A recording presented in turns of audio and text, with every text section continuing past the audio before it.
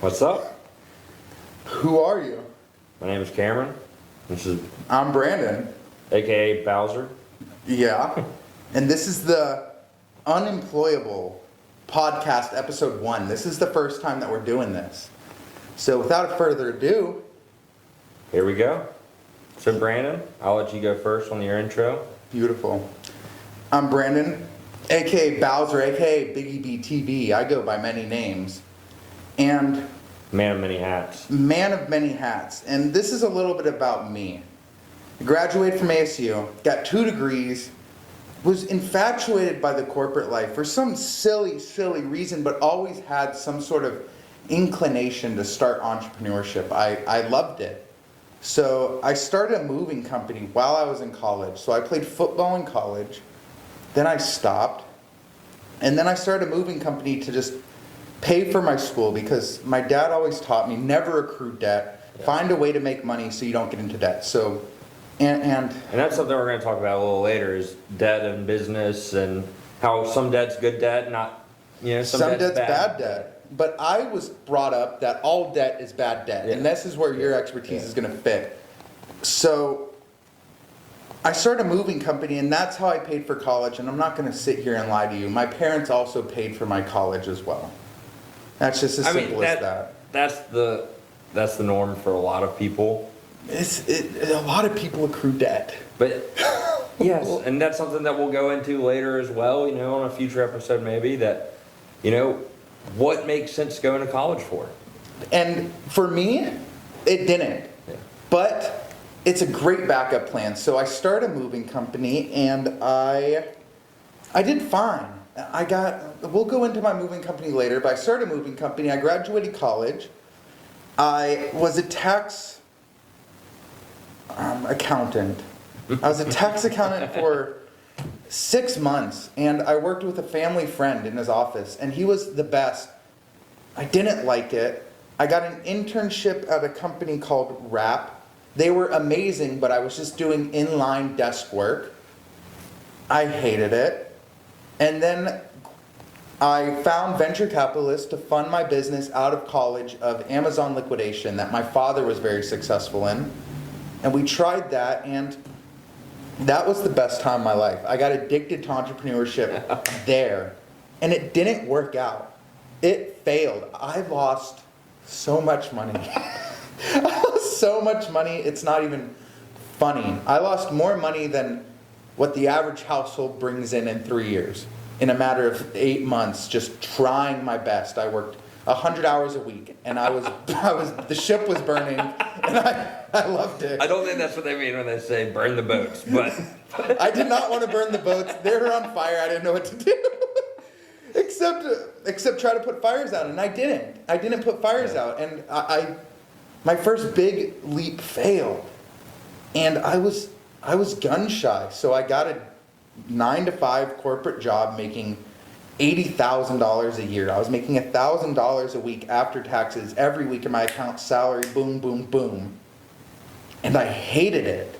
I hated the environment. I hated the structure. I hated being told what kind of shoes I can wear to work while sitting at my desk. I hated wearing a suit, sweating at my desk in an uncomfortable chair, and I'd say, hey, can I get a new chair? And they tell me no.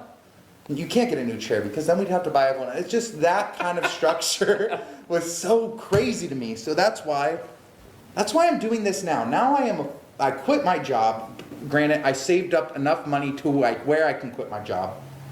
And now I am pursuing content creation because me as an individual, this is the future. This is my opinion. This is what's big. Entertainment. So that's basically where I'm at now. Let's hear from you, Cam. So my story, very similar to yours. Went to college. That's what I was preached the whole time. You got to go to college. You got to get a degree. That's how you're going to be successful. Well, I got an internship when I was in college at Scottrade, which turned into TD Ameritrade. Worked there as a branch intern for 3.5, 4 years. And there's a really great team in place. I learned a lot. There's this guy named Bud Scully. He was a wholesaler for Templeton Funds, and he taught me a lot about financial services, and I was like gung-ho, like this is what I want to do in my career. Did an interview before I graduated college, got a job over about 45 minutes from where I live now at a fee-only firm. And I remember having the same kind of feeling that I'm having right now doing this podcast of like, it's like this inner feeling of like tightness in your gut. It's like, I don't know if this is going to work, but I'm nervous, I'm nervous. And did that for about 8 months. I was 22, still wet behind the ears. Like, I'm going to figure this out. Like blind faith going into it. That was the only job I've had since I graduated college. Your internship? Yeah, no, this is when I was doing financial planning at a after you got through your internship. I was writing 100 letters a week, then following up on those, like handwritten letters. I did that for about 8 months, and I was salaried at 45 grand, and I didn't produce anything. I had no money come in. I didn't get a single client. Everybody I went and met with, it was like, I'm happy with the guy I have. So I was like, okay. My boss at the time was like, you're not producing, we're going to make you commission only. And so feet to the fire. My dad had a pest control business at the time. I tried to go work with them. And then, working with family can be very difficult. And so I was like, you know what? I'm going to start my own office doing pest control. So I did that for that was May 2019. Did the pest control stuff, grew it to about, I think I had 30 or 40 reoccurring revenue customers, so I was making like $1,200, $1,500 a month from that business at that point. We had our first house that we lived in, we sold it. I was like, okay, you know what? I want to be a day trader. That's what I want to do. So I took the proceeds from that first house. I took that, it was about 50 to 60 grand. I turned into about 250. And from August 2019 to September 2019, and I was like on top of the world. Nobody could tell me anything. I was going to the casino all the time. When you make 190 grand in 6 months? No, in 3 months. 3 months, nothing can stop you. And so, it was like, okay, well, this is what I want to do the rest of my life. I'm going to be a day trader. It's a cake. Like, money didn't mean anything. And it's easy. The first time's free. Around the corner, as we know now, was COVID. And I started doing put spreads and like call credit spreads. And I ended up losing about $150,000 from February 2020 to April 21st, 2020, which was the day after 4/20, 2020. And I was I had like 25 grand left to my name. I had $3,000 in car bills. And I was like, fuck, I gotta figure something out. Like, this shit, it's not working. And so I went back into the pest control business. And I just worked my butt off trying to get that started. I grew it to about 120 customers in 90 days, which is what I needed to do to pay my bills, what was left. I ran that for 2 years. And then I ended up acquiring another company and I sold it about a year and a half later. And then I took a year off and I bought an auto repair shop about an hour away from where I live. And ran that for about a year, and then I just opened the second location in August, and it's been very stressful, but it was way better than writing 100 letters a week, I can promise you that. And I think what I figured out the most about the financial stuff is like, it's not sales. It wasn't the selling, it wasn't getting the appointments, it's I didn't believe in what I was selling. I didn't believe in my experience at 22 being better or more experienced and having more knowledge than the guy that's been doing it for 40 years.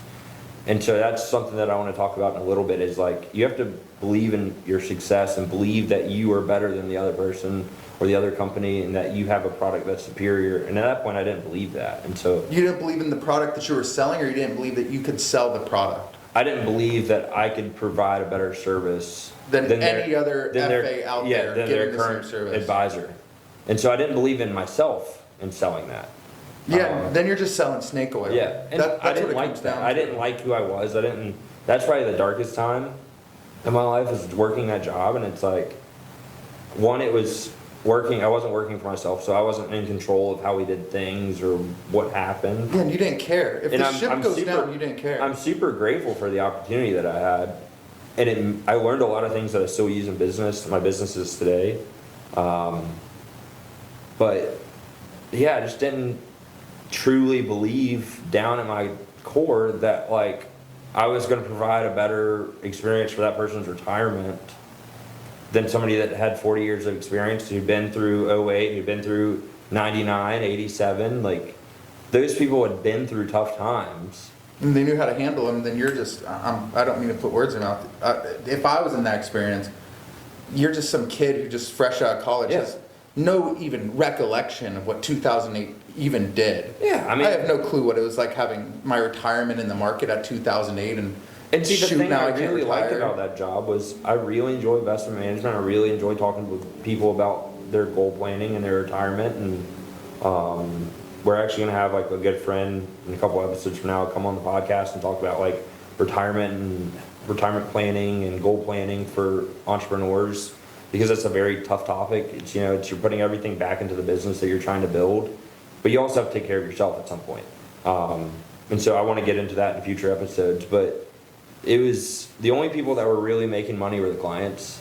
And, you know, financial advisors are a dime a dozen. There's some really great ones out there. The guy I was working for is a really great planner for retirement. It's just not the life that I wanted to live. And then I felt like everybody I met, it was like, hey, do you have $1 million I can manage? Like, it destroyed relationships, or like how I viewed relationships. You start viewing it more as like a business transaction Yeah, rather than like a it wasn't relationship relational. that can You grow. know, that's how I like to do business. Is like I want it to be relational. I don't want to be transactional. Yeah, that's a big one, because once you start thinking of human beings and like communicational structures as transactional, one, your life gets bleak because Yeah. your relationships are so bleak. Well, they're meaningless. They're I mean, meaningless because if you can't provide me a service, then I'm not going to provide you yeah, friendship. the moment you stop doing that transaction, the relationship's gone, and that's not how I wanted to live. Yeah, and then you're just building such a crappy foundation of what it is, and then you're just building. No, I totally agree with you. I went to ASU for strategical communication, not the BS degree. Let's get that straight. But you start to learn different communicational structures and how it's formed, and I use that. I really grabbed onto the strategical values that can be implemented when communicating with somebody to get what you want. Like the book that I don't like, the 48 Laws of Power, of how to strategically manipulate somebody in a conversational structure to get what you want, is possible. It's feasible. But what are you gaining long term? You're just wringing somebody out and then throwing them away, and then you're training your brain to think that's okay. And you're just getting short-term success, which falls into like why I like being an entrepreneur. There's no such thing in entrepreneurship as short-term success. Like, No. like on your day trading ventures, and I had the same day trading ventures. I've made more money than I knew what to do with in a day trading, gambling. That's what it is. I mean, I remember my first day, I was like, okay, well, you know, I figured it out. I had some JD.com calls, and this was like October 2019. I put the calls in for that Friday, previous Friday. They were like, put basically the whole account on there is, like Brandon said, it's just gambling. Just the whole account. Yeah, it's just bankroll management out the window. I made $26,000 in 30 minutes. And at that point, you couldn't tell me anything. I was You can't. 21. You're the smartest guy in the world. I was like, I figured it out. You know, this is what I'm going to do for life. Went and blew it on a car, went and blew it on a Rolex. I mean, everything that you can imagine. Like, you know, Done. going to the casinos and playing blackjack. And like, I went from no status to X card at Hard Rock in 6 months. Like, you know, because that was when the casino opened back up after COVID. You know, that was Yeah, and all the you money's could do. worthless Yeah. because you didn't work for it. Yeah, there's no like, okay, I earned this. Like, it's just, it's so easy at that point, but it's fake. And so like, what I've learned is like, money that comes fast doesn't stay for long. No, it goes away just as quick because you don't know the value of money. Yeah, Like, it took has me- zero value because you didn't work for it. It took me so long to figure out the value of money. Even from my childhood, I wasn't born into a lot of money, Yeah. but I never stressed about money as a kid. And even when my parents were stressed about money, they did a beautiful job in not You were letting me insulated know. away from it. Yeah, they didn't let me know. It was just, oh, we're moving to this house. It's a bit of a downgrade, but we didn't need all that house. Yeah. And then that comprehended like, oh, okay, that's fine. That's smart. Yeah, Yeah. they made a smart financial decision. Yeah, my parents are smart. Like my dad like my dad drove around a van, a 1992 Mercury van with the seatbelts on the rudders. You know those? You know those pieces of trash? Yeah, and he drove that around. He drove me to like a private school in that van for 2 years, and I was like, Dad, what are we doing? Why are we driving this van? And he said, wait, son. Then 2 years later, brought a brand new S55 in cash because he drove that piece of garbage van, and those values is what taught me to be an entrepreneur. Is like, you need to save your money because you never know when it's going to come in. Yeah. You need to save it and then buy the thing that you need. That's why I think all debt's bad debt, and that's why I think like the 9-to-5 job wasn't for me, because when I was working my 9-to-5 job, I was bringing in like $1,000 a week after taxes. It's so easy to balance an Excel spreadsheet when you know exactly how much money is coming in each row. 1,000. Okay, well, then I can get a $500 car note every month because that's only $250 a week. Yeah. That's only 25% of my... $125 a week. Yeah. That's why I'm unemployable, because I can't do basic math on the spot.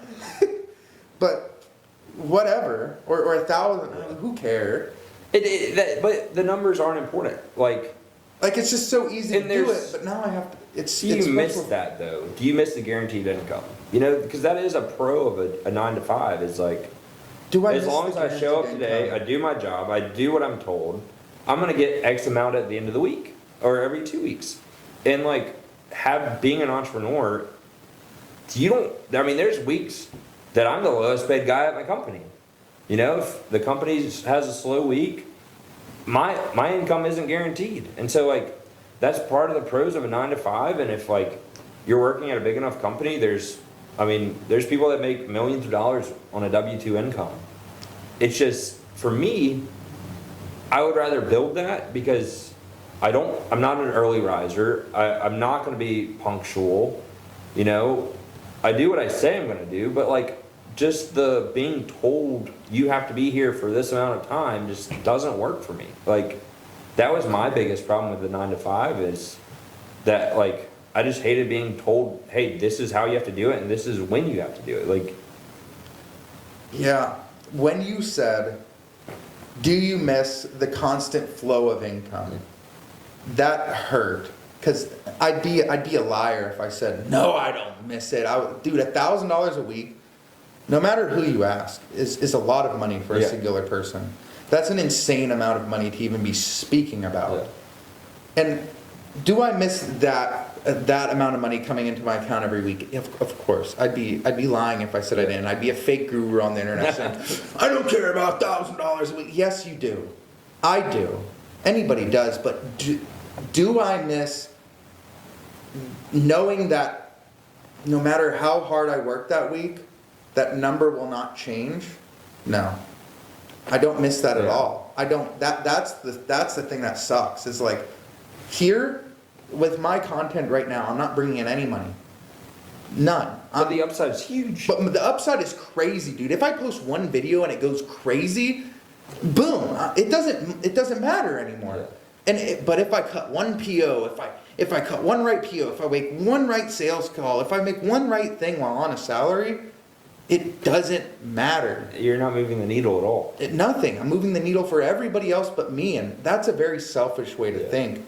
But that's the way I'm thinking in order to make me want to go into entrepreneurship again instead of working a 9-to-5, because I couldn't get over that fact, dude. I couldn't. And I think that like that's something we need to make sure the viewers know is like we are not here to put down 9-to-5s or tell everybody they need to be entrepreneurs. We're just explaining our journey of why it didn't work for us. And like, we're just trying to put out, trying to save people some failures that they may not have to figure out themselves, or, hey, this worked for me. Like, that's what we're trying to do here is like.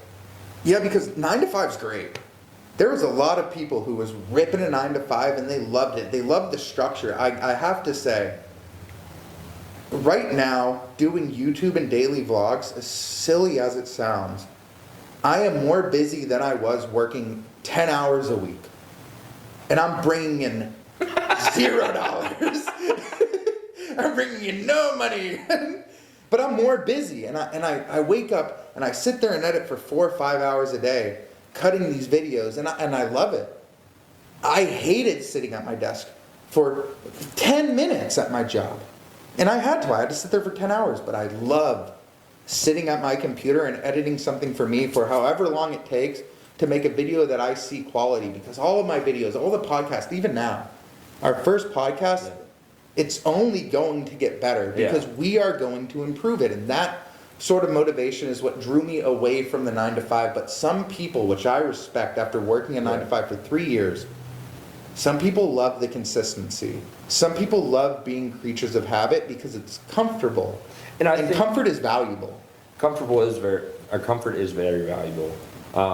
I think that one thing that we're kind of like chasing almost is, I'm somebody that very values my like self-improvement, getting 1% better every day. And I think you're the same way. I need to. And the only way that is rewarded in the society that we live in is working for yourself.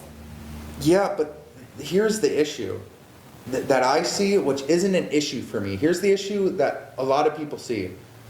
You start at 0, and you go 1%, 2%, 3%, and those percents could take a day or they could take a month. But that first 25% of sucking is awful. Yeah. It's the worst. Like, you're motivated. It's like David Goggins, he's like an inspirational writer. He talks about the dip. And it gets fun, but once you're in the dip of like, you're not making anything, things are tough, but you need to get through it in order to improve, that's what sucks. And that's what turns everybody off. Not everybody. That's what turns a lot of people off to entrepreneurship, because there's no dip in a 9 to 5. Yeah. You sit there, you work, and you slowly get better. Your 2.5% raise every year for cost of living. I mean, it's fine. Or it's good. The man wants to give you a raise that year because you're doing a little bit better, but that raise is dictated by somebody else. It's not dictated by. It's not dictated by your hard work ethic. You know, and I think that's like what took me away from the most is like, if I want to work for myself, I can go out and sell something I truly believe in, something that I can stand behind and put my name on. Because it's the only thing you have in this world is your word. You know, it's the only thing you can give somebody and like it means something. And I think being able to stand behind what you're selling or stand behind 100% what you're doing is going to be so much more rewarding than trying to just punch the clock every day and like let somebody else decide what it's worth. Wholeheartedly, I agree, because at the end of the day, it doesn't matter what you do. If you're working a 9 to 5 or if you're working in entrepreneurship, there's going to be value somewhere. It's just, who do you want to create that value for? Who do you, like, me personally, I work so much better when it's like sink or swim. And this is like a weird topic for me to discuss, but it's like, you only know who you are once you have lost everything and you're left with the choice, how do I want to rebuild? Exactly. Do I want to rebuild me, or do I want to play it safe because I'm gun shy and I'm scared because I made a big old mistake? I made a mistake. Yeah. Like, when I lost my company, I was so upset. I was devastated, dude. I didn't know what to do. I didn't know how to approach the VCs who trusted me. And luckily, by whatever goodness is in their heart, they totally understood that, like, you worked your butt off to try to make this work, and it didn't happen. But that's kind of the whole game of VCs is like... It's like just a widespread They're thing. just going to throw enough crap at the wall and see what sticks and hope they've invested into the newest Uber. I mean... Yeah, that's what it comes down to. But like, and this is what hurts me the most, is once I got just blown off my horse, once I fell off the hearse, ass hit the dirt, But that's when you learn the most about yourself. I spent 3 years learning about myself in an office space, sitting there racking in my money, like, oh, this is great, this is great. And until after 6 months when the honeymoon phase was over, I had to face what I didn't want to face of you, in my opinion, not for everybody, you gave up on yourself. You stopped believing in yourself and you started working for somebody else who, in retrospect, to be positive, believed in me. That's why they gave me the job. Yeah. They said, you can sit here at this desk and you can do the same task 100 times a day. Yeah. I believe you can do that. and it took me a little bit to be like, oh, I'm very grateful for this opportunity, but I think I believe in myself more. I think I have more value than to do this task 100 times a day. I think I can do a bunch of random tasks well 100 times a day, Yeah. not the same one over and over again. I don't really feel like being a line of code. I don't feel like being And I think a cog. that, you saying that, I think that is like what I like about entrepreneurship the most, is that it's something different every day. You're not doing the same task. I have really bad ADHD. And so like I need to have that like dopamine hits of like, oh, well that worked, or like that didn't work. Like I need that. And I just don't, I didn't find that in like working a job or like a 9 to 5. And The dopamine hits get repetitive. yeah. And then they start getting It's a more lot of few and diminishing far returns. between. Like It's a lot of diminishing returns. Like once for me, once I cut my first PO and saw I was working in the aviation industry. Once I cut my first $1 million PO, which is what I thought was the coolest thing. Whoa! I just spent $1 million, and then I did $1 million every week, and then I was like, oh my gosh, this is crazy. And then I realized that like, okay, I'm just staring at numbers on the screen that is arbitrary. I'm not gaining anything from this. Well, like even a $50 PO and a $100 and $1 million PO was the same thing to me. And then it's like, what skills am I gaining? I gain a new skill every day being an entrepreneur, being a YouTuber, being whatever I want to be today. I gain a new skill, and you don't gain a new skill.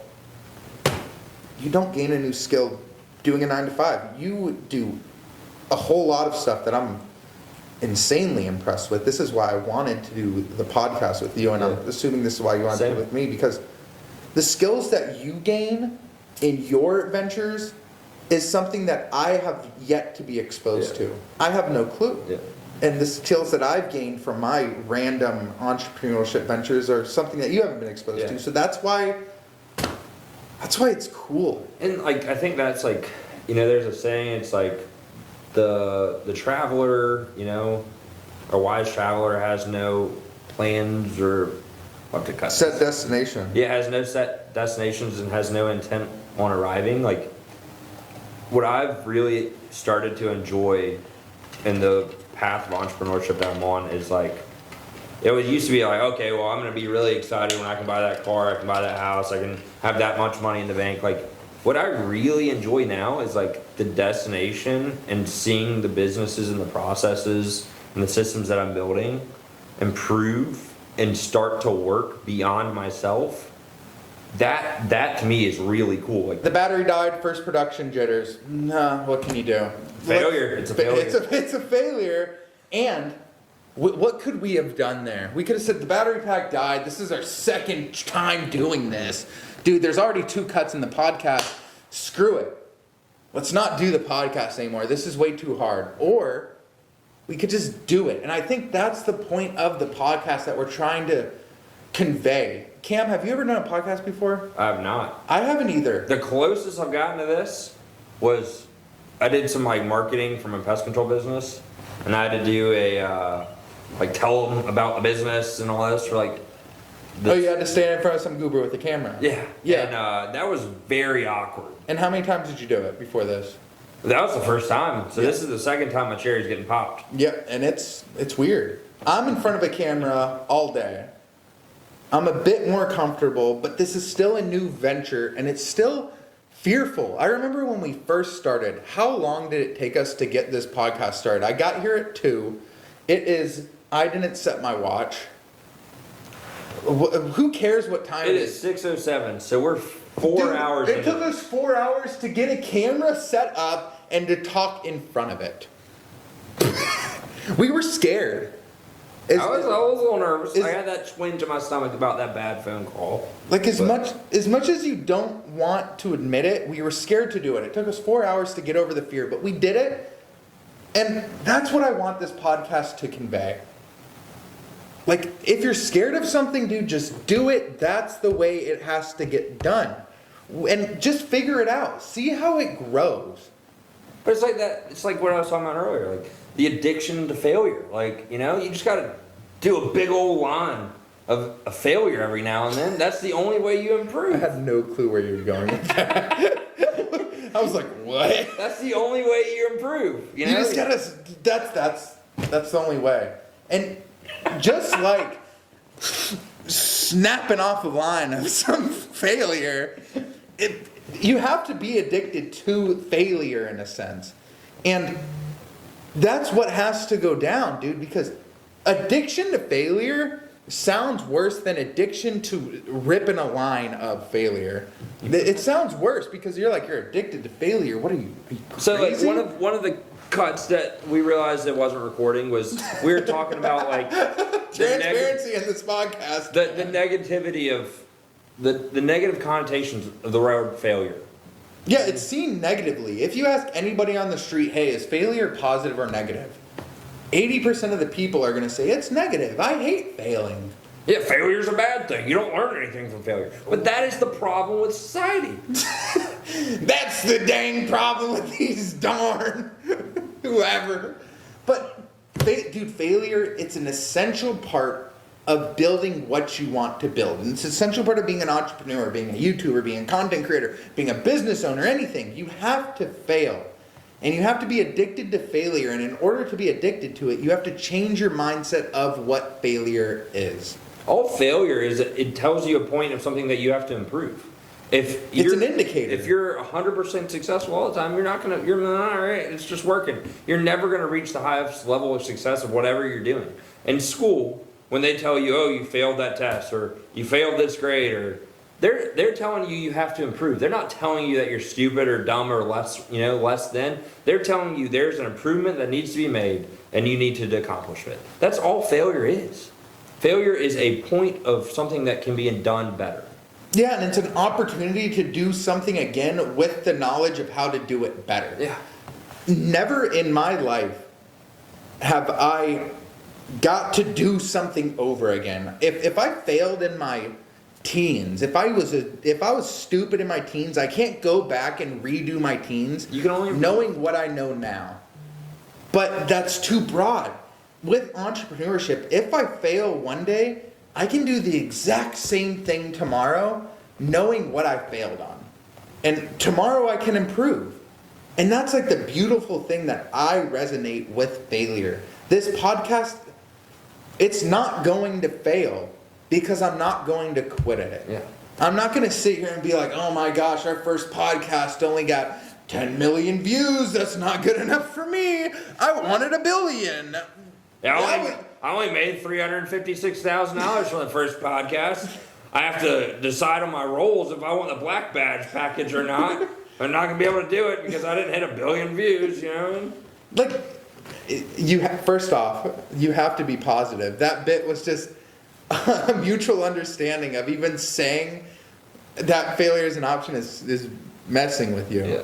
But that's what I'm saying. Even if worst case scenario happens, if you quit, it's a failure. The worst case scenario of this podcast is that we don't post it. And I think that's what happens with a lot of businesses, man. I think people just give up and quit. At the first sense of failure, Yeah, when that should be their first time it indicator gets that they're hard. onto something. You know, the first time it gets hard, like anything worth doing is not going to come easy. It's not. And if it does something come easy, comes it's not going to last. Be skeptical. Yeah, it's not going to last. So there's this quote about like the journey versus destinations. A good traveler has no plans and is not intent on arriving. It's kind of cryptic, but It is very cryptic. basically what it means is that as you start progressing and you're getting past your failures, you start to enjoy the journey more than where you're going. Like if you have a guy that hits the lottery and he wins $1 billion, he doesn't have the systems, nor the knowledge, nor the skills to manage that successfully. And so that's why you see so many lottery winners That just went broke. blow the money, That you just- know? Because they haven't experienced the failure of gaining that money. And that's kind of what I equate when I was doing my day trading. You know, it's very similar to that. Like, I basically hit the lottery and I didn't have the skills or the knowledge or the experience to manage that successfully. You didn't. But what's this is what's going to sound insane. What is more important? The $140,000 that you made, or the experience of losing $140,000 and the benefits that you gain from going through that experience? Oh, dude, that was the best thing that ever happened to me, man. And that's a hard thing to admit. And everybody That's who's the best watching thing right that now happened to me. is going to be like, BS, dude, no way. I want the 140 grand. But until you feel, 140 grand in terms of life is nothing. It's zero. yes, an not average enough to American retire spends on. $140,000 on nonsense every 10 years. So it saved me 10 years. But what I've gained 10 from that- years of nothing that Yeah. you'll never see again. But what I gained from that is the knowledge and the experience and the perseverance of like, I got to pick myself up by the bootstraps and I got to keep going. When did it happen to you? What do you mean? When did that experience happen? What year of your life? When did it I was happen? 21. It was 2020. It was like April 1st or April 21st, 2020. So all you need to do is make it to 31 for that investment to pay off. Yeah. 10-year bond, baby. 10-year treasury bond. like- It's paying off. It's like putting it in like a third world country, you know, bonds. And they just went to zero. It went, bro. Same return. But you learned Yeah. never to put it in learned. that bond And again. I think like part of what I'm talking about is like one of the benefits of entrepreneurship. Like when you learn that perseverance, you start building the systems, you start building the skills, like it starts to work beyond you. Like my shop that's about an hour from here, I could go to that shop one time a week. The systems and the processors are there. That business exists beyond me. If I got hit by a bus today, then that business would still run. It's ran for 32 years. I bought it. And that's something that I want to talk about in a future episode is like the benefits of buying versus starting a business. And what's better, what's worse. Like, you know, there's pros and cons. It's going to keep going. It's going to live without me. And that's what I'm trying to do with the one that's 3 miles from me now is I'm trying to build up the systems and the processes where that one will explode, you know, will live on past me. And those are benefits that I have to humbly say that I have no clue about because I haven't experienced those benefits yet. My entrepreneurial journey has been start from broke every single time and try to build something up to $1 billion business. And that's the experience that I'm going through. Have I been successful in it on paper yet? No, but I am reaping the benefits of going through that experience every single day of my life. And it's... Let me ask you something. You know, it kind of leads into the next point that we wanted to talk about was how's your anxiety level the more that you do it? Oh, it's fading, dude. Fear is going to spawn no matter what. No matter what happens, fear is going to spawn in anything. It's going to spawn when you start your first podcast. It's going to spawn when you look back on anything. It's going to spawn when you're going through a green light that turned yellow and you think it might turn red and there's a cop on the other side of the intersection. Fear's going to happen. Are you going to hit the brakes or are you going to go through that light? What are you going to do? Are you going to plow through the four-way? Are you going to kill that family of 6 in that minivan? There goes our monetization on our first episode. Oh, where's a PR manager when you need them? But This is what the people want. yeah, baby. but like fear is going to happen. Even now, fear has happened in that conversation of there goes our monetization. We need a PR manager. Fear is going to happen, but now we're sitting in that fear. And who cares? Who cares? Dude, that's what... You know the only thing that gets over fear? What? Is doing the fucking action. Just, that's all. Because you can sit in your fear for as long as you want. You can sit there. You can fester in your fear. I'm scared. It's like the Shia LaBeouf. You just gotta do it. Just do it. That's what you have to do. Yeah, you just gotta fucking do it. Dude, that's the only way. And that's the only thing I've learned. No, that's not. I got ahead of myself. That's the most important thing I've learned from the entrepreneurial mindset that I was very scared of losing while working a 9 to 5 is that going into my office, the only thing that I was scared of is that I didn't match my shoes and my belt. Think about that. That's the only thing that I was scared of, is that my manager was going to comment on the tone of my suit. That's stupid. Now I'm exposed to... You work for Harvey Specter or something? I worked for a very prestigious company that I never once saw a client for. So I could have went in there with sweatpants, who cares? Yeah. And see, that's another benefit of entrepreneurship. Like, when you're working for yourself, there's days that I do my computer work and stuff in my skivvies. Like, it doesn't matter. It doesn't matter. But this is also a crazy point. I'm happy you touched on that. We're getting off topic, but this is important. I was running my liquidation business, and we were doing an insane number every day. When it was, this was crazy. I started the business. We were making around $200 to $300 a day at a retail front that we were paying around $12,000 a month in expenses for. Do the math. Nobody needs to. $200 a day does not equal 13 grand. No. It doesn't. And that's just expenses. That's not even payroll for me or any of my employees or even buying the loads. That's just rent and utilities. And I was dressing like garbage, dude. I was walking in sweatpants and a ripped up t-shirt, running my store, thinking I'm the boss. I can wear whatever I want. And I was actively going to like a therapist during this time because it was a weird venture for me. And I got free therapy with my mom's insurance, but why not take advantage of that? And my therapist said, why are you dressing like this at your work? And I was like, because I'm the boss. I can do whatever I want. And she's like, well, the only way that you're going to find out is when people start not treating you like the boss due to the way that you're dressing. And it was like weird. And yeah, and I looked at my therapist and I was like, oh yeah, sure, lady. Yeah, okay, you tell me that. You tell me that once you're making $200 a day.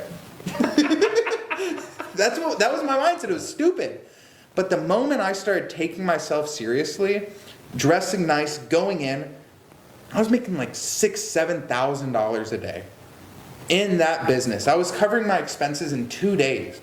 When I started taking myself seriously, and the only way that you can do that and see the results is to do it on your own and to figure it out. And again, we're not sitting here shaming 9 to 5 work, but I found that out. I gained that knowledge of if you take yourself seriously, things will go well, other people will, and other people will be more comfortable spending money at your establishment that you're selling used goods at.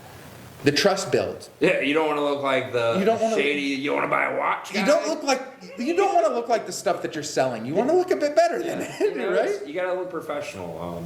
But I didn't know that.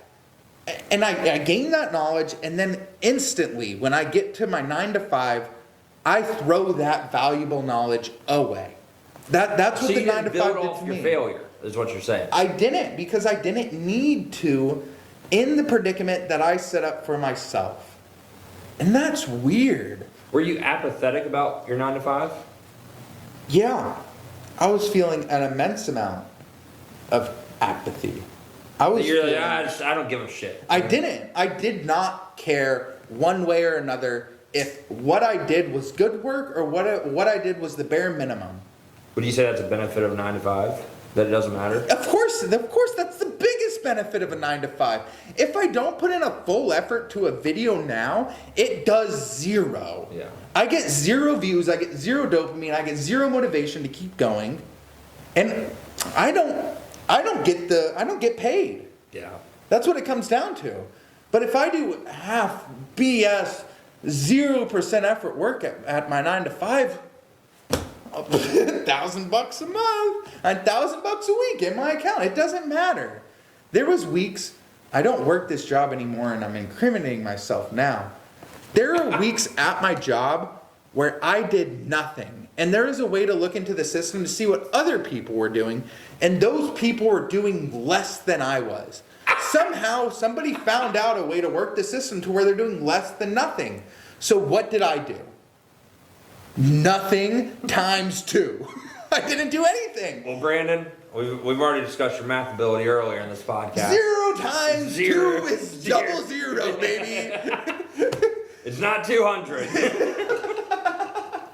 It's 300. Yeah. But I did nothing. But now, the only person I'm competing against myself in my entrepreneurial adventures is myself. Well, that's Moneybag Yo said it best. Whoa. It's me versus me. It's me first. Shout out Moneybag Yo. Anytime you want to come on the podcast, man, we got a seat for you right here. We'll put out a nice chair. But to get back on track, the only way that I would find out all the stuff that we just talked about is just pure action. Yeah. And action, and you need I to... think there's a book. It's called The Magic of Thinking Big. They put it best. Action cures fear. Action cures fear. If you just do the damn thing, all that anxiety's gone. If you have a phone call you got to make, you've been putting it off all day because it's going to be uncomfortable. You might get yelled at. You might get fussed at. It might be a little, little uncomfortable. Yeah. Uncanny. The quicker you accomplish that, the less anxiety you're going to have about it. Yeah, and then you can just start ripping them out. Yeah. Because you don't have to be scared anymore. You don't have that 5 seconds to 5 hours of fear that's isolating you, that's paralyzing you. With ADHD, I have really bad ADHD. You get executive dysfunction. And so you're like, they have plenty of time, there's procrastination, you're going to put stuff off. And so you putting stuff off creates more anxiety because now your timeline's more crunched. Versus if you just do it to start with, that helps me the most. Is if I just do something the first thing in the morning time, I'm not going to lay in bed. I'm not going to, sit around. I'm going to be productive all day. So the quicker that you can do something and act and have an action completed, the better off your day is going to be. You're making your bed. Yeah. Beautiful. I mean, that's the whole thing with the military. The first thing they do when they get out of bed is make the bed because you've accomplished something. You've done something. You've set the tone for the day. And that's the great thing because fear can live for however long you want it to live for. You can do whatever you need to do and still feel fear. And that will inhibit you from doing what has to get done. But the only way to do it is to get over the fear. I think it's kind of the point of the podcast that we're trying to accomplish and inspire people hey, try to be the best that you can be. Yeah, you're going to have failures, you're going to have success, and honestly, man, the failures in entrepreneurship, from my experience, I learned way more from the failures. I'm addicted to the failures at this point, where it's let me see what's going to break on my systems. What part of my systems is going to fail first? That means I can move. If you're everything success, if you're a golfer and you win 10 tournaments right, how much are you going to practice? Absolutely none. I won. I'm the best. The hardest way possible, in my opinion. Yeah, absolutely. That's the payoff. And you can have a 20,000 person company and only one guy has a lamb truck. And we're not talking down on the people that are trying to work their way up through that. We're just trying to inspire and give people a little bit of hey, this didn't work for us. This is where we failed. This is what we found success. And it may not work for you. You may find success in the failures that we tried. What we are trying to do is just get people to try. That's all we want. And full disclosure from me, the relationship that we have with whoever's viewing the podcast, one, I think that you're going to benefit from it. You're going to watch two people who, I think one of them's real cool, and I think the other is pretty cool too. But you're watching two dudes just talk about their failures, but we're also gaining so much from this. Yeah. We gain so much from doing this, just as much as you gain from watching, and we both get to watch this little dream that we had of, hey, let's start a podcast like every other person in the world who thought about it and just did it. But what sets us apart is that we're doing it, and we're trying to show everybody who's watching that it's possible to just do it. It's possible to just do the podcast. It's possible to just do whatever. And that's what we're trying to accomplish with this podcast. And with that being said, to wrap it up, thank you for watching. This one, it was our first one. And what gets me the most excited is that this is ground level. This is ground zero. This is as worse as it's going to get. It is. It's as worse as it's never going to gonna get worse than this. It's not. High five on that one. Crispy. It's not. It's only going to get better. So watch the journey to find out how good it can get. Thank you. Thank you.